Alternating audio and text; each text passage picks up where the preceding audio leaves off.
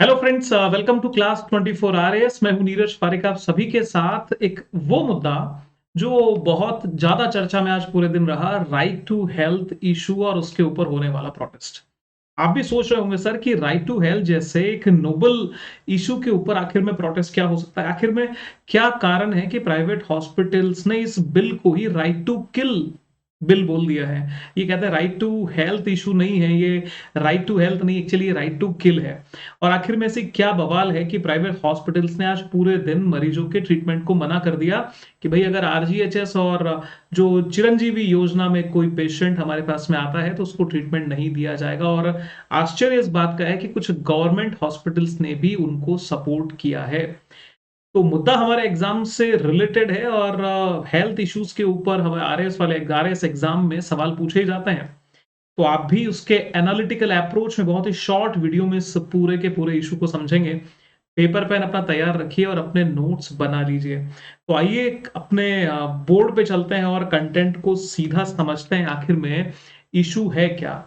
जैसा कि आप स्क्रीन पे देख पा रहे हैं कि प्राइवेट हॉस्पिटल्स ने चिरंजीवी और आरजीएचएस योजना के तहत इलाज बंद कर दिया है। दैनिक भास्कर की ये आज की, यानी आज मतलब सैटरडे की ये न्यूज है।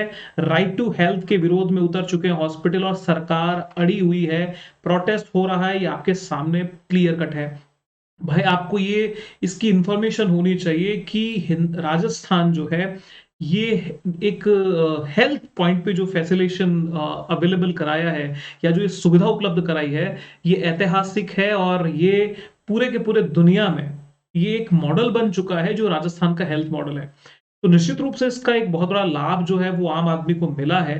लेकिन आखिर में प्राइवेट हॉस्पिटल्स ने राइट टू हेल्थ बिल के साथ में ऐसी कौन सी परेशानी महसूस की जिसकी वजह से उन्होंने इसको इसके अगेंस्ट में वो आ गए। चलिए इसकी डिटेल को जानते हैं। आप लोग पहले इसकी कुछ बेसिक डिटेल समझ लीजिए कि राजस्थान सरकार मेडिकल सेक्टर के लिए एक बिल लाना चाहती जिसको राइट टू हेल्थ एक्ट हम जानते हैं। और पूरे प्रदेश में इसका विरोध हो गया। शनिवार सुबह 8 बजे से प्रदेश के प्राइवेट हॉस्पिटल्स में ओपीडी और इमरजेंसी को बंद किया गया। आपको यहाँ पे ओपीडी का मतलब आपकी जो आउटडोर जो ट्रीटमेंट जहां पे होता है कि आप डॉक्टर से मिलते कंसल्टेंस करते हैं, एक होता है आईपीडी। आईपीडी में जो एडमिट एक इंटरनल जो ट्रीटमेंट दिया जाता है हॉस्पिटल में एडमिट करके, वो आईपीडी होता है। तो इमरजेंसी और ओपीडी को बंद रखा। राजस्थान के 1500 से ज्यादा हॉस्पिटल्स जो हैं वो इन सरकारी योजनाओं से अटैच हैं। कौन सी योजनाएं हो गई? एक हमारी हो गई आरजीएचएस और दूसरी हो गई चिरंजीवी। तो चिरंजीवी योजना हो चाहे आरजीएचएस, उससे 1500 से ज्यादा हॉस्पिटल अटैच है। ये बेसिक इंफॉर्मेशन। प्राइवेट हॉस्पिटल्स इस विरोध के समर्थन में एक्चुअली सरकारी हॉस्पिटल भी आ गए और 2 घंटे के लिए उन्होंने भी ओपीडी को बंद रखा। और जो संविधान जो सॉरी माफ कीजिएगा, जो विधानसभा है हमारी, उसकी जो एक स्टैंडिंग कमेटी है जिसको आप प्रवर समिति कहते हैं, उसको लेकर उसमें भी इस मुद्दे को रखा गया कि भाई क्या वाकई में इसका सॉल्यूशन क्या निकाला जा सकता है। पहले तो हम देख रहे हैं कि हो क्या रहा है, उसके बाद में देखेंगे कि समस्या है क्या, आखिर में प्राइवेट हॉस्पिटल्स को इससे प्रॉब्लम क्या हो रही है। इसके बाद में आप देखिए कि बैठक पे भी किसी तरह की कोई सहमति बनी ही नहीं। और प्राइवेट हॉस्पिटल्स ने ये तय कर लिया कि भई हम आरजीएचएस, आरजीएचएस का फुल फॉर्म हो गया राजस्थान गवर्नमेंट हेल्थ स्कीम, और चिरंजीवी, इनमें हम ट्रीटमेंट नहीं देंगे।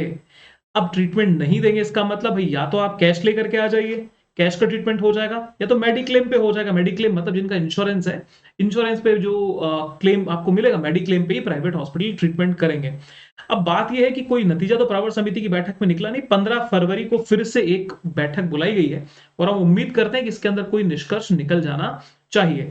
तो यहां पर हमने ये चीज देख लीजिए, कैश और मेडिक्लेम पे ये हॉस्पिटल्स तैयार हैं, बट चिरंजीवी योजना और आरजीएचएस कोई एक्सेप्ट नहीं कर रहे हैं। आप यहां पर देखिए स्टैच्यू सर्किल पे जयपुर में ये विरोध हुआ है, say no to right to health. भाई कारण क्या है? यहाँ पे जो जॉइंट एक्शन कमेटी है उन्होंने, जयपुर के डॉक्टरों ने यहाँ पे प्रदर्शन किया है और त्रिमूर्ति सर्किल पर रैली निकाली है। और त्रिमूर्ति सर्किल के पास में आपका SMS hospital, SMS medical college, ये सभी वहीं पे है। आप इसकी थोड़ी सी डिटेल समझिए, आखिर में समस्या ये विकट क्यों हो सकती है। देखिए देश के 1 करोड़ से ज्यादा परिवार जो है वो चिरंजीवी से, और 8 लाख से ज्यादा परिवार जो है, कर्मचारी जो है वो आरजीएचएस से जुड़े हुए हैं। देखिए चिरंजीवी का तो इंश्योरेंस पॉलिसी, इसके अंदर कॉमन मैन अपना इंश्योरेंस करा सकता है। लेकिन आरजीएचएस जो है वो सिर्फ राजस्थान के जो गवर्नमेंट एम्प्लॉइज हैं उनको ये फैसिलिटी दी जाती है। और आरजीएचएस के अगेंस्ट में जो गवर्नमेंट होती है वो कुछ रुपया जो है वो सैलरी से डिडक्ट करती है। यानी मान लीजिए कि अगर आपकी 60,000 सैलरी, सपोज करते हैं, एक अनुमान ले लेते हैं, उसमें से अराउंड 650 रुपए पर महीने सरकार जो है वो डिडक्ट कर लेगी आपके आरजीएचएस के अगेंस्ट में, जिससे कि आपको वो गवर्नमेंट ऑफ फैसिलिटी प्रोवाइड कराती है। तो आरजीएचएस सिर्फ गवर्नमेंट एम्प्लॉइज के लिए होता है। चिरंजीवी योजना में आप हम कोई भी जाकर के रजिस्टर्ड करा सकते हैं। उसका आंकड़ा क्या है, वो आंकड़ा आप लोगों के लिए बहुत इंपॉर्टेंट है। देखिए, चिरंजीवी का इंपॉर्टेंस क्या है। 1,37,82,951 परिवार चिरंजीवी योजना में रजिस्टर्ड है।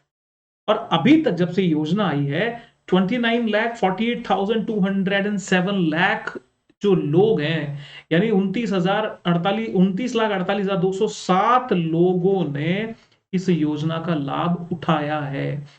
बहुत बड़ा ये नंबर होता है। और परिवार के लिए 10 लाख रुपए का, प्रत्येक परिवार 10 लाख रुपए कैशलेस बीमा इंश्योरेंस होता है।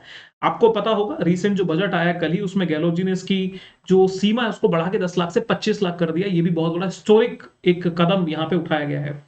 और वहीं आरजीएच जैसे प्रदेश के सरकारी कर्मचारियों को फायदा होता ही, जैसा कि मैंने आपको बता दिया, और 8 लाख का नंबर रिपीट हो चुका है। तो यहाँ पर कितना बड़ा नंबर, मतलब 1,37,82,951 families are registered under Chiranjeevi योजना। और 8 लाख से ज्यादा सरकारी कर्मचारी आरजीएचएस में है। तो एक बहुत बड़ा, इसको हम कह सकते हैं कि सोशल सिक्योरिटी भी बेसिकली जनरेट करता है कि किसी भी शख्स को, चाहे वो गवर्नमेंट एम्प्लॉय है तो आरजीएचएस के थ्रू, नॉन गवर्नमेंट एम्प्लॉय है तो चिरंजीवी योजना के थ्रू कम से कम वो ये कॉन्फिडेंट रह सकता है कि उसको इलाज के लिए परेशान नहीं होना पड़ेगा।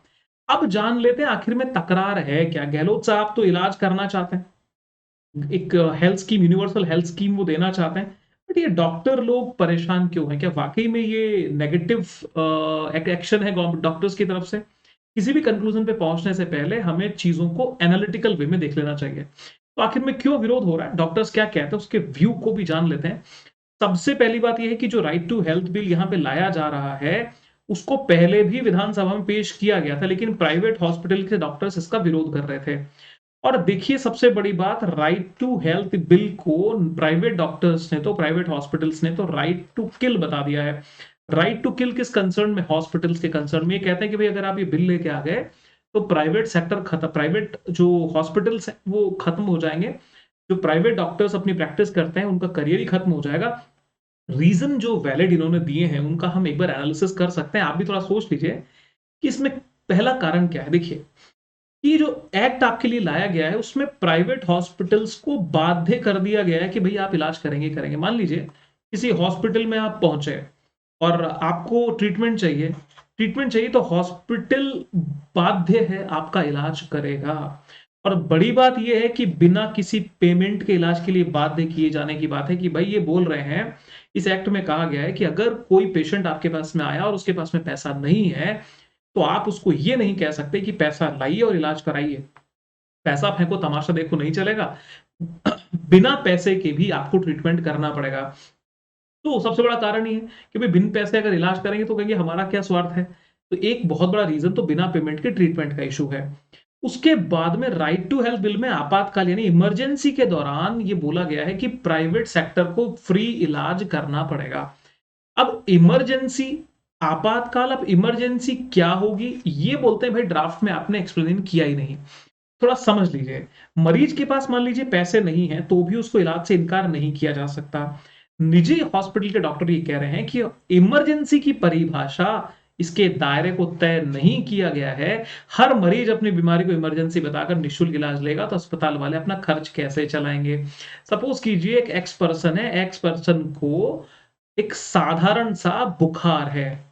अब वो बुखार को जाकर के अगर कह देगा कि भाई मैं तो इमरजेंसी है, मेरे को आपको इलाज करना पड़ेगा, और इमरजेंसी भले वो नहीं भी हो क्योंकि इमरजेंसी की डेफिनेशन तय नहीं है ना। तो कहते हैं कि आप अगर इतनी बड़ी बातें कर रहे हैं तो डेफिनेशन तो कम से कम तय करो।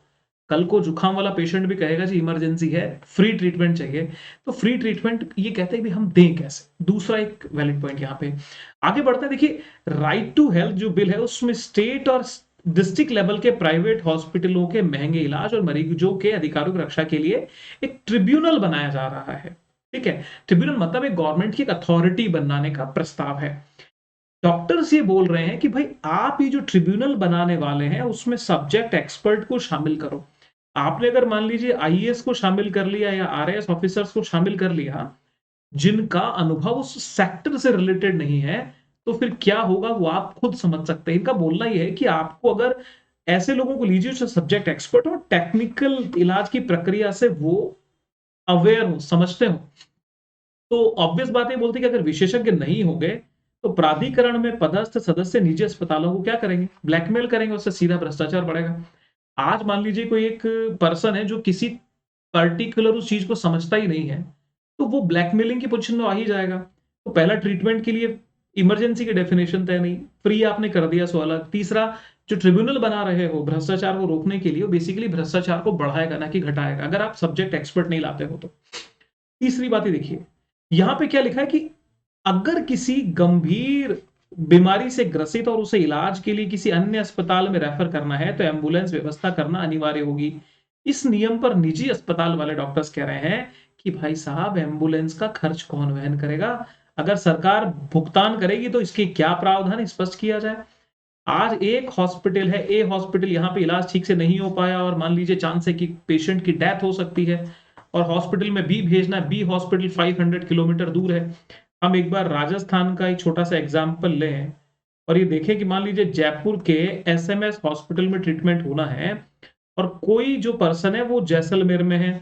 जैसलमेर से अगर बाई रोड, बाई एम्बुलेंस अगर भेजा जाएगा, तो साहब ये जो इतनी लंबी दूरी तय करके पेशेंट आया, उस एम्बुलेंस का खर्चा कौन देगा? अगर स्टेट देना चाह रहा है तो पहले क्लियर करो कि पेमेंट कैसे होगा और किस ढंग से किया जाएगा।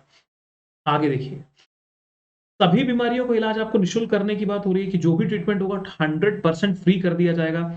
अब देखिए, प्राइवेट डॉक्टर्स, प्राइवेट हॉस्पिटल के डॉक्टर कह रहे हैं कि सरकार अपनी वाहवाही लूटने के लिए सरकारी योजनाओं को निजी अस्पतालों पे थोप रही है।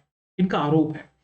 सरकार अपनी योजना को सरकारी अस्पतालों के जरिए लागू कर सकती है। भाई, इनका बोलना ये है कि जो आपके गवर्नमेंट हॉस्पिटल्स हैं, गवर्नमेंट हॉस्पिटल के इंफ्रास्ट्रक्चर को ग्रो कर लीजिए।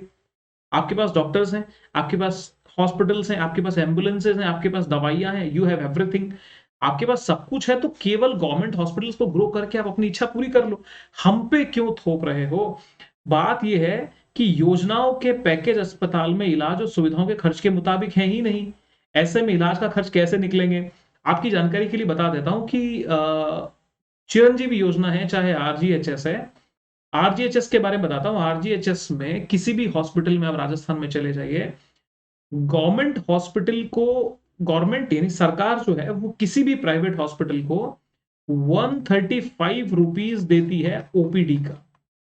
यानी अगर आपको डॉक्टर से कंसल्ट करना है तो आपका तो एक भी रुपया नहीं लगेगा, लेकिन government will pay only 135 rupees. Suppose कीजिए कोई डॉक्टर है, वो बहुत एक्सपर्ट है और उसकी फीस जनरली 500 रुपीज वो लेता है, government will pay only 135 rupees. तो ये बोलते हैं कि यार, आपकी जो पैकेज आप दे रहे हो हमारे को इलाज करने के लिए, वो उस एक्सपेंडिचर के अनुकूल है ही नहीं। अब अनुकूल नहीं है तो फिर या तो अस्पताल बंद हो जाएंगे या फिर ट्रीटमेंट की क्वालिटी पे असर पड़ेगा। तो इसको भी ठीक करने वाली बात है। दुर्घटनाओं में मान लीजिए मरीज, घायल मरीज हो गया कोई, किसी के ब्रेन हेमरेज हुआ है, किसी के हार्ट अटैक हुआ है, तो वो बोलते हैं कि हर निजी अस्पताल में इलाज संभव ही नहीं है। एक छोटा हॉस्पिटल है और वहां पे कोई बेचारा बुखार को देखता है या जो सिर्फ ड्रिप लगा करके एक सडन ट्रीटमेंट, एक इमरजेंसी ट्रीटमेंट देके फ्री कर देता है। तो अगर ये मामले भी इमरजेंसी की श्रेणी में आते हैं, ऐसे में निजी अस्पताल इन मरीजों का इलाज कैसे करेंगे? अगर कोई फैसिलिटी एक्स हॉस्पिटल में है ही नहीं, वाई हॉस्पिटल में अवेलेबल है, और इमरजेंसी के, बीमारी तो इमरजेंसी है, सारे प्राइवेट हॉस्पिटल कवर हैं, तो इस एक्स हॉस्पिटल के ऊपर तो ताले लग जाएंगे, क्योंकि गवर्नमेंट इसके अगेंस्ट में एक्शन ले लेगी कि भाई तुम्हारे पास पेशेंट आया, तुमने इलाज नहीं किया। ये कहता मेरे पास फैसिलिटी ही नहीं है। तो कम से कम सरकार को नियम स्पष्ट करने चाहिए। ये मांग कर रहे हैं प्राइवेट सेक्टर के डॉक्टर्स कि भाई आप ऐसे नियम तो कम से कम बना दीजिए जिससे कि क्लियर हो जाए कि अगर किसी हॉस्पिटल के पास कोई सर्टेन ट्रीटमेंट अवेलेबल ही नहीं है और कोई पेशेंट इमरजेंसी का वहां आया, जैसा कि आप कहते हो कि इमरजेंसी पेशेंट को आप मना नहीं करेंगे, तो जनाब एक बात बताइए कि हम उसको कम से कम ये तो कह दें कि भाई मेरे पास में ये सुविधा उपलब्ध नहीं है। तो ये बात भी इनकी वाजिब है। और दुर्घटना में घायल मरीज को अस्पताल पहुंचाने जाने वालों को 5,000 रुपए की प्रोत्साहन राशि देने का प्रावधान है। दूसरी तरफ अस्पताल वालों को पूरा इलाज निःशुल्क करना पड़ेगा। तो भाई ये बोलते हैं कैसे संभव है? मान लीजिए ये प्रावधान कर रहा है राइट टू हेल्थ में कि एक्स है, एक्स का एक्सीडेंट हो जाता है, वाई उसको देखता है और उसको लेकर के सीधा हॉस्पिटल आ जाता है। वाई को सरकार दे देगी 5,000 रुपए, भाई आप हॉस्पिटल लेके आए। और ये जो हॉस्पिटल है इसको दिखा दिया जाएगा ठेंगा, क्योंकि इनको इलाज करना है कैसे, फ्री। तो ये बोलता है भाई ये दोहरी चाल मत चलिए, आप एक तरफ तो इंसेंटिव दे रहे हैं, एक तरफ तो आप प्रोत्साहन दे रहे हैं कि 5,000 रुपए देके भी तुमने पेशेंट को ला दिया, और हॉस्पिटल को आप दिखा रहे हैं ठेंगा। तो ये कहते हैं ये कैसे संभव होगा, समझ लीजिए। तो हॉस्पिटल खोलने से पहले 48 तरह की एनओसी लेनी पड़ती है भाई साहब। एनओसी मतलब नॉन ऑब्जेक्शन सर्टिफिकेट, अनापत्ति प्रमाण पत्र, 48 टाइप्स। इसी के साथ हर साल रिन्यूअल फीस है, स्टाफ की तनख्वाह है, हॉस्पिटल के रख रखाव पे लाखों रुपए खर्च होता है। अगर सभी मरीजों का इलाज पूरी तरह से मुफ्त में करना होगा तो हॉस्पिटल का खर्चा ही कैसे निकलेगा। ऐसे में राइट टू हेल्थ बिल को जबरन लागू किया जाना निजी हॉस्पिटल्स को बंद करने की कगार पे पहुंचा देगा। इसीलिए इन्होंने इसे क्या कहा, राइट टू किल कहा। ये राइट टू किल की जो डेफिनेशन माय डियर फ्रेंड्स इन्होंने यहां पर दी है, तो ये पूरा मुद्दा आप लोगों के सामने है। अब मैं आपको बताता हूं, देखिए इसके सारे पॉइंट्स आप गो थ्रू कर चुके हैं। हमारा जो आरएएस वाला एग्जाम होगा, आरएएस वाले एग्जाम में राइट टू हेल्थ को लेकर के प्रीलिम्स में क्वेश्चन बन सकता है, राइट टू हेल्थ को डायरेक्टली लेकर के मेंस में क्वेश्चन बन सकता है, और राइट टू हेल्थ का जो ये प्रोटेस्ट हो रहा है उसके बेसिकली कारण क्या है, और कारण के साथ में इसके समाधान क्या हो सकते हैं, जो कि सारे मुद्दे हमने चर्चा कर लिए हैं। इनको लेकर के मेंस में 50 और 100 शब्दों का प्रश्न बन सकता है। ना सिर्फ ये, और रिसेंटली होने वाले जो हमारे आरएएस के इंटरव्यू हैं, इंटरव्यू में भी ये क्वेश्चन पूछा जा सकता है। तो डियर फ्रेंड्स, उम्मीद है आपको क्लास, ये टॉपिक छोटा सा जो हमारा डिस्कशन है ये पसंद आया होगा। आपका इस पे क्या व्यू है कमेंट सेक्शन में बताइए, और आपको कौन से टॉपिक्स, क्योंकि बेसिकली जो मेरा जो यहाँ पे अभी रहेगा, जिस तरह के मैं आप लोगों को वीडियोस देने की कोशिश करूंगा, वो राजस्थान के करंट अफेयर्स पे स्पेसिफिक इश्यूज होंगे, जो आपके आरएएस एग्जाम में आपकी प्रिपरेशन को बहुत बहुत मजबूत बना देंगे। तो उम्मीद है लेक्चर पसंद आ गया होगा। तो आया है तो लाइक का बटन जरूर दबाइएगा, कमेंट जरूर कीजिएगा, और नेक्स्ट वीडियो में एक नए इंटरेस्टिंग टॉपिक के साथ में इसी एनालिटिकल वे में आप लोगों के साथ में मिलूंगा। तब तक के लिए stay healthy, stay safe, bye bye.